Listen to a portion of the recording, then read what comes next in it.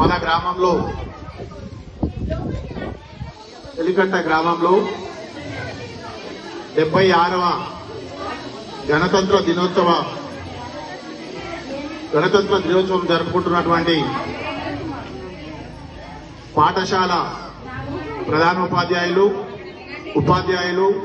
ఉపాధ్యాయునిలు మరియు గ్రామ మాజీ సర్పంచులు, మాజీ ఎంపీటీసీలు, యువకులు, పెద్దలు, మీడియా మిత్రులు, పిల్లలకు, గ్రామ ప్రజలందరికీ పేరు పేరున 76వ గణతంత్ర దినోత్సవ శుభాకాంక్షలు. అయితే మనము 15 ఆగస్టుకు 26 జనవరికి ప్రతిసారి ఈ స్కూల్లో వచ్చి ఈ కార్యక్రమాలు అందరం కూడా పెద్ద మొత్తంలో జరుపుకుంటూ ఉంటాం. అయితే పిల్లలందరికీ కూడా, ముఖ్యంగా పిల్లలందరూ కూడా గమనించాలి, ఈ ప్రోగ్రాంలన్నీ కూడా పిల్లల కోసమే చేస్తూ ఉంటాం. పిల్లల భవిష్యత్తు గురించే ఈ కార్యక్రమాలన్నీ కూడా చేస్తూ ఉంటాం. చిన్న పిల్లలకు దేశభక్తి పెంపొందించే విధానంగా ఈ కార్యక్రమాలు జరుపుకుంటూ ఉంటాం. దయచేసి చిన్నపిల్లలందరూ కూడా శ్రద్ధగా వినాలి. ఎందుకంటే ఇది చెప్పేదంతా మీకోసమే. స్టూడెంట్స్ అందరూ కూడా జాగ్రత్తగా వినాలి.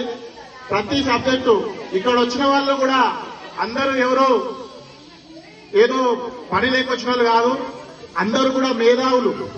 ఎంతో కొంత ప్రతి ఒక్కరి దగ్గర ఒక సబ్జెక్ట్ అనేది ఉంటుంది. వాళ్ళు చెప్పిన ప్రతి విషయాన్ని కూడా మనం అందరం అర్థం చేసుకోవాల్సిన అవసరం ఉంటుంది.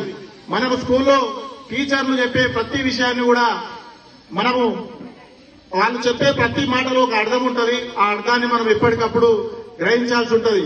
మేధావులు చెప్పినట్టు ఇప్పటి వరకు మన దగ్గర కూడా ఆర్బి సీనన్న గాని, నరసింహ గాని, శివ గాని, ఇప్పుడు వీళ్ళందరూ కూడా ఎంతో కొంత వాళ్ళకున్న అవగాహన ఉన్న కాడికి వాళ్ళు చెప్పిరు. వాళ్ళ దగ్గర ఎంతో ఉందనేది కూడా మనం నేర్చుకోవాల్సిన అవసరం ఉన్నది.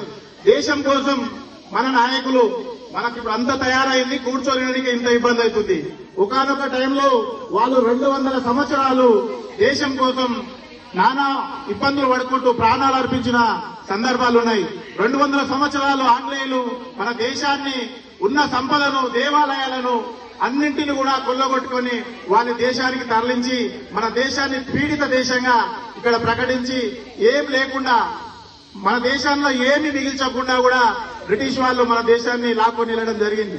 కనుక మన స్వాతంత్రం వచ్చి 76 సంవత్సరాలు అవుతా ఉంది. 76 సంవత్సరాలలో మనం చేసిన పురోగతి ఏంది, మనం ఎంత ఉన్నాం, ఇప్పుడు మనం ఏం